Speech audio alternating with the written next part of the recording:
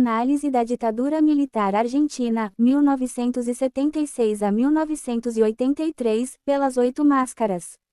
O processo de reorganização nacional, na Argentina foi uma demonstração brutal de como as 7 máscaras podem ser manipuladas para redefinir a realidade e consolidar um regime, culminando no demiurgo do autoritarismo.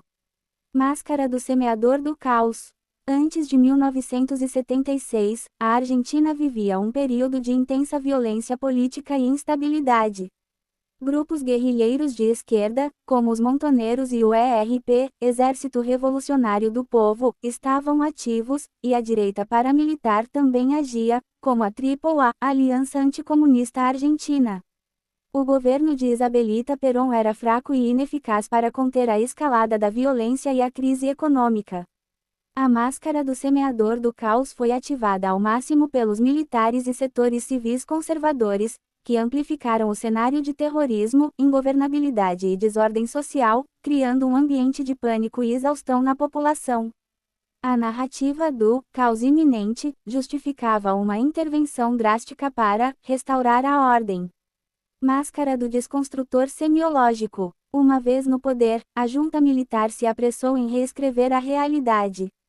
O golpe de 1976 não foi chamado de golpe, mas sim de processo de reorganização nacional, um termo que buscava dar um caráter de legitimidade e necessidade histórica à intervenção. Oponentes políticos, ativistas sociais, estudantes e qualquer um que divergisse da narrativa oficial eram rotulados como subversivos, terroristas ou inimigos da pátria. A própria ideia de direitos humanos foi distorcida ou ignorada em nome da segurança nacional, esvaziando-a de seu significado original e legitimando a repressão brutal. Máscara da neossistemática. Esta máscara se manifestou na rápida e implacável imposição de novas estruturas de poder. A junta militar dissolveu o Congresso, interveio nos sindicatos, controlou o sistema judicial e estabeleceu o estado de sítio. A estrutura repressiva, com centros clandestinos de detenção, tortura e extermínio, como a ESMA, Escola de Mecânica da Armada, tornou-se a nova normalidade. As Forças Armadas e de Segurança, Exército, Marinha, Aeronáutica, Polícia Federal, foram empoderadas com prerrogativas ilimitadas para combater a subversão, formalizando a concentração de poder e estabelecendo a arquitetura do terrorismo de Estado. Máscara do engenheiro da crença. A ditadura argentina investiu pesadamente na propaganda para forjar a crença na sua ideologia. A retórica de salvar a pátria do comunismo e da ameaça subversiva era constante. Embora a propaganda oficial não fosse tão ufanista quanto a brasileira em termos de milagre econômico, ela se focava na ideia de ordem, segurança e resgate dos valores tradicionais. A censura controlava rigidamente a imprensa, e a Igreja Católica, em alguns setores, legitimava a ação militar. A repressão brutal, embora escondida da maioria, também servia como engrenagem da crença, pelo medo, incentivando a conformidade pelo silêncio. Máscara do vidente do abismo.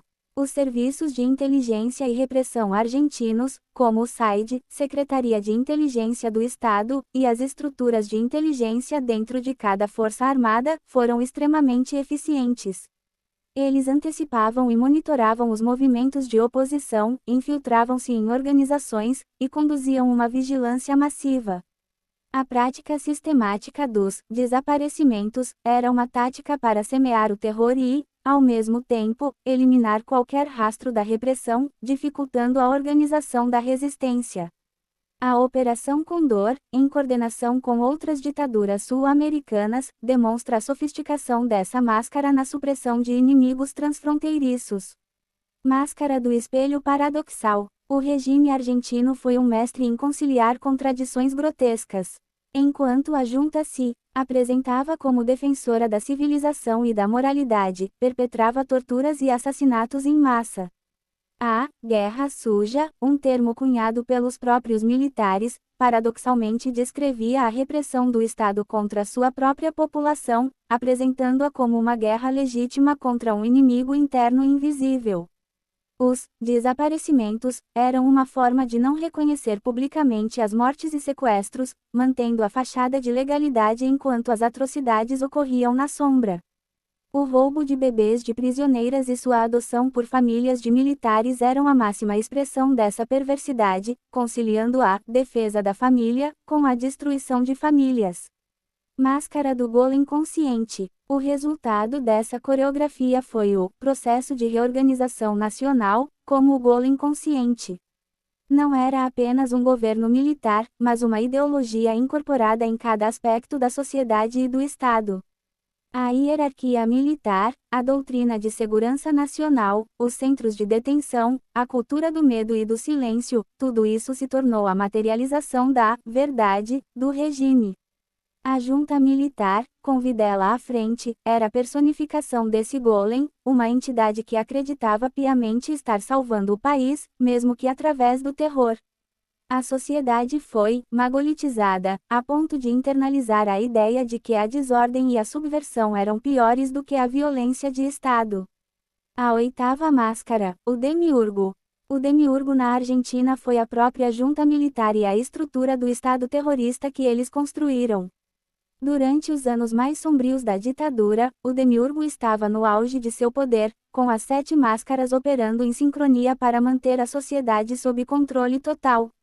No entanto, o enfraquecimento do demiurgo começou a se manifestar com a derrota na Guerra das Malvinas, Falklands, em 1982, que expôs a incompetência e a fragilidade do regime. A crise econômica e a crescente pressão internacional e interna, com o surgimento de movimentos como as Mães e Avós da Praça de Maio, fizeram com que as máscaras, antes tão eficazes, perdessem sua força.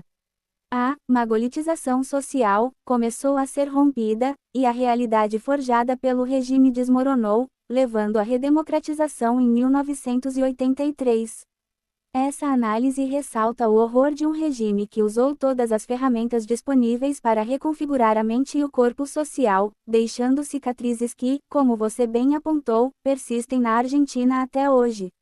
A luta por memória, verdade e justiça é a desconstrução final das verdades impostas por esse demiurgo.